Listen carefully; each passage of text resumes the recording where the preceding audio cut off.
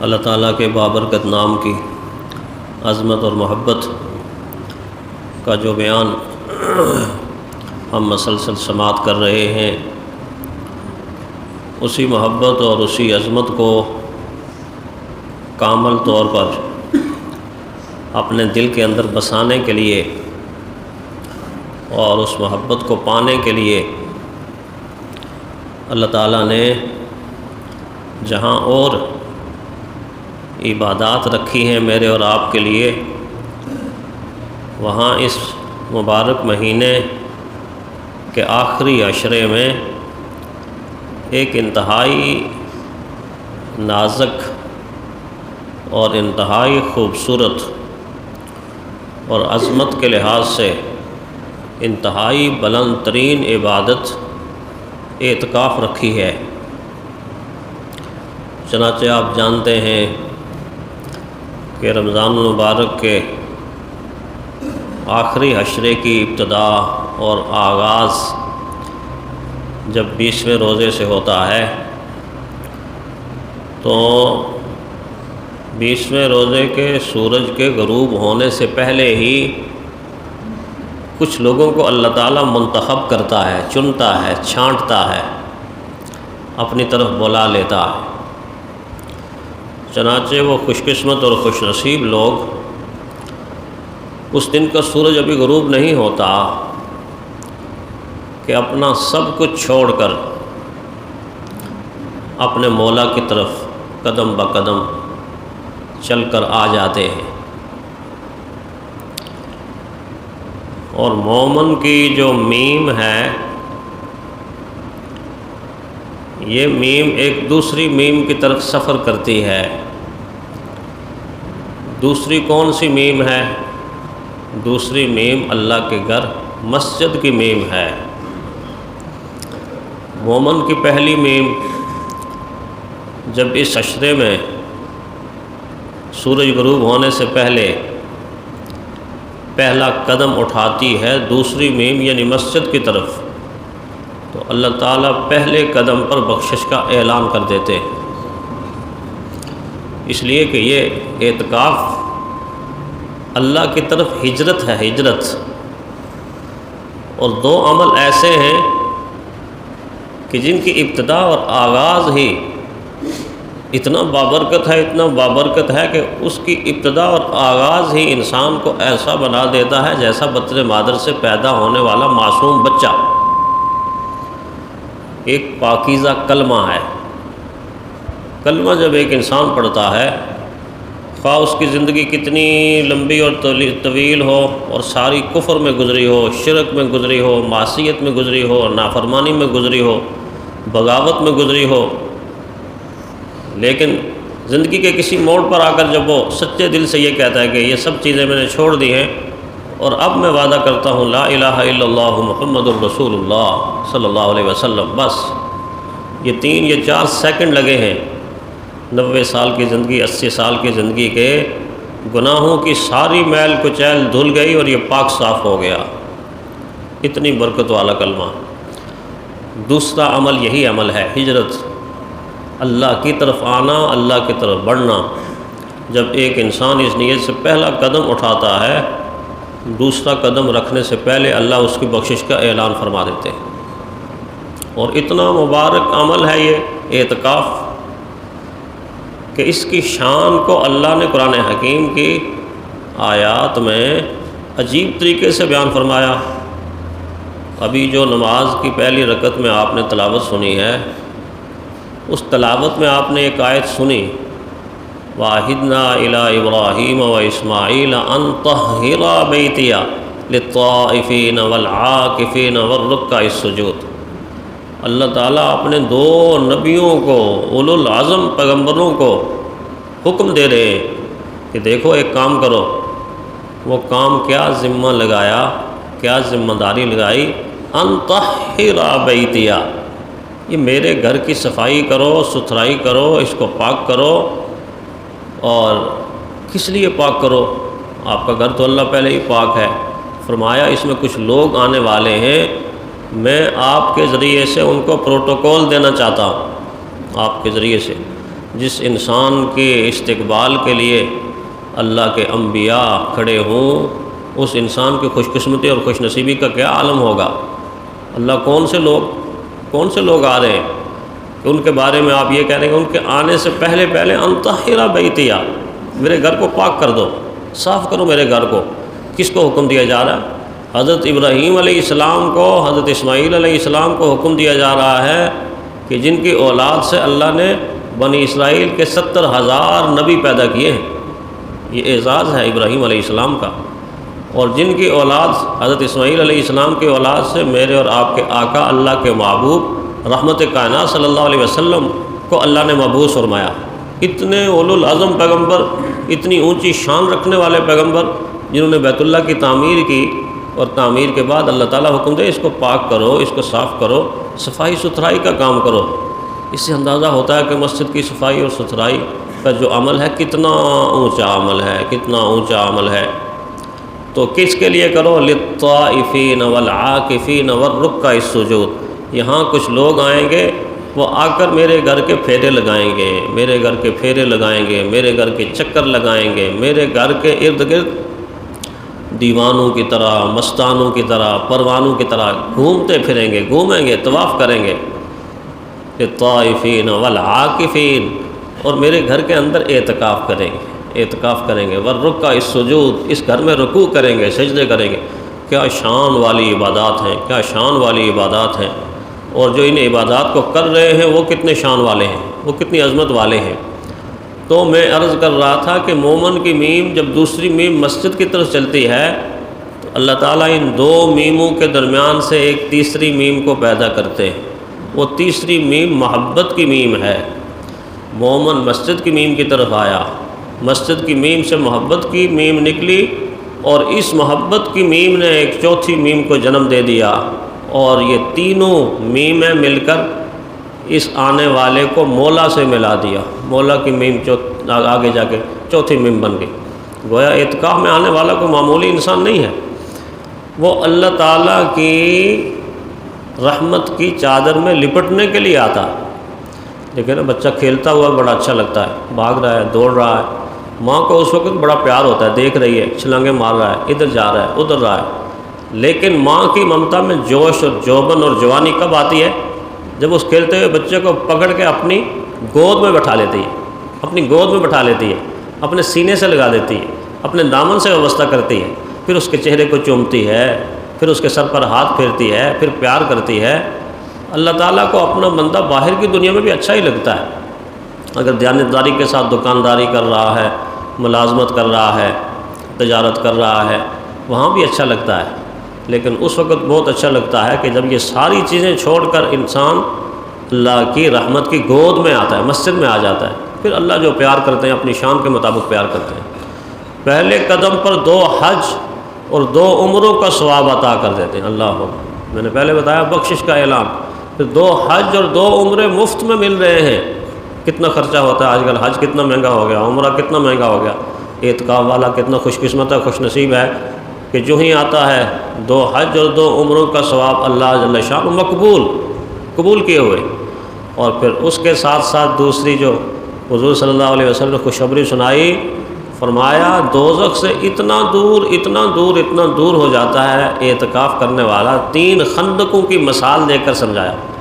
اب جب 3 خندقوں کی مثال دی تو صحابہ نے عرض کیا ایک خندق کتنی بڑی ہوگی؟ فرمایا جتنا زمین اور آسمان کے درمیان فاصلہ ہے، اتنا فاصلہ ایک خندق کا، اور 3 خندقیں اعتکاف کرنے والا دوزخ سے دور ہو جاتا ہے۔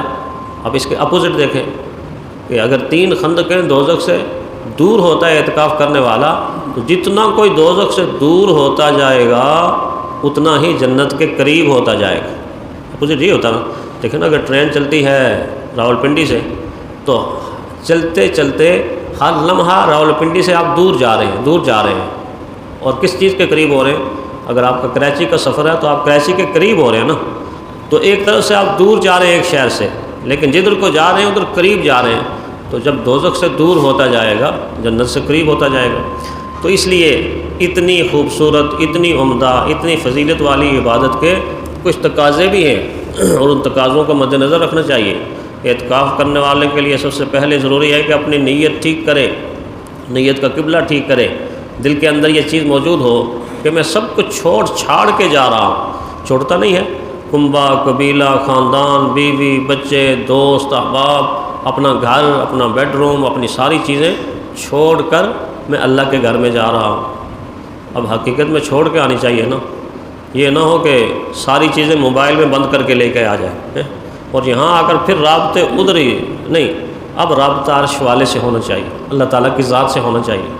تو نیت یہ ہونی چاہیے کہ اللہ اب تو میں اپنے اختیار سے یہ سب کچھ چھوڑ کے جا رہا ہوں، ایک وقت ایسا آنے والا ہے کہ اے اللہ تو مجھ سے یہ ساری چیزیں چھڑوا دے گا۔ آتا ہے وقت کہ نہیں آتا؟ ایک دن روح بدن سے نکل جائے گی، کیا خبر آج نکلے یہ کل جائے گی۔ ایک دن روح بدن سے نکل جائے گی، کیا خبر آج نکلے یا کل جائے گی، کسی کو کوئی پتہ نہیں۔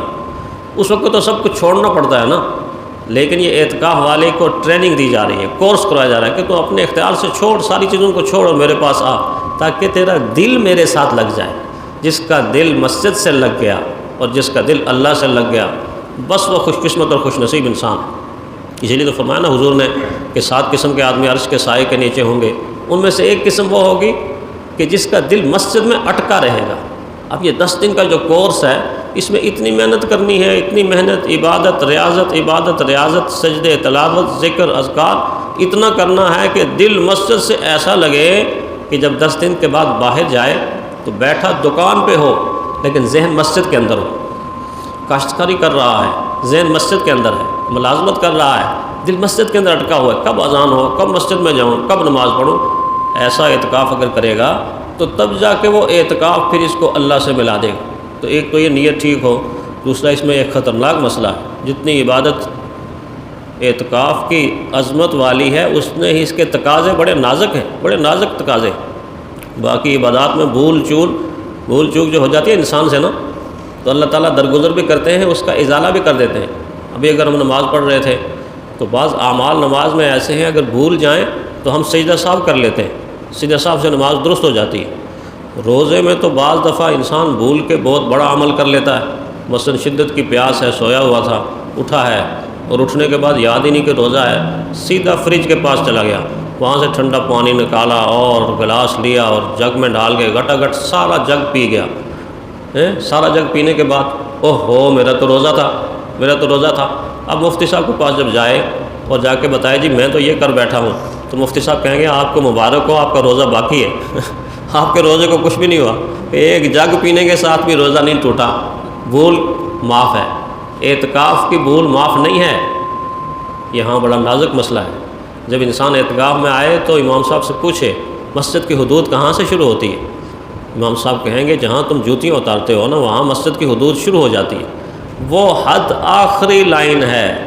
اگر چند لمحے کے لیے بھی آپ یعنی اعتکاف کرنے والا بھول کر باہر کھڑا ہو گیا تو اس کا سنت اعتکاف ختم ہو گیا، سنت اعتکاف ختم ہو گیا۔